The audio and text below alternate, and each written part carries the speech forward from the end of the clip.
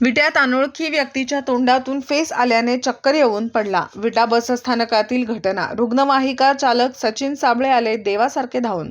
वेळेत उपचारामुळे वाचले इसमाचे प्राण.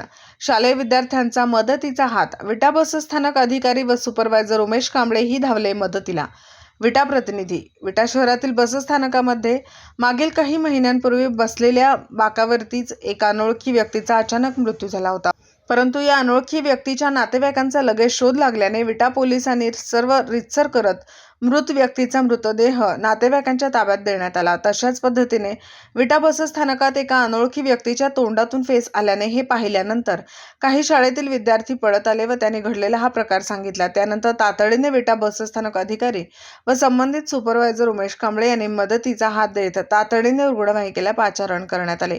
यावेळी रुग्णवाहिका चालक सचिन विठ्ठल साबळे यांनी तातडीने रुग्णवाहिका घटनास्थळी दाखल करत सदर बेशुद्ध अवस्थेत पडलेल्या त्या व्यक्तीस प्रवासी व सर्वांच्या मदतीने उपचारासाठी विट्यातील ग्रामीण रुग्णालयात हलवण्यात आले. सदर या व्यक्तीजवळ एक पिशवीही आढळून आली. मात्र या बेशुद्ध पडलेल्या व्यक्ती बाबतीत गाव आणि नाव समजू शकले नाही. तोंडातून जास्त फेस आल्याने त्याला तातडीने उपचारासाठी रुग्णालयात हलवण्यात आले. यावेळी प्रवाशांनी व नागरिकांनी आजूबाजूला मोठी गर्दी केली होती. विटा प्रतिनिधी शिराज भैया शिकलगार.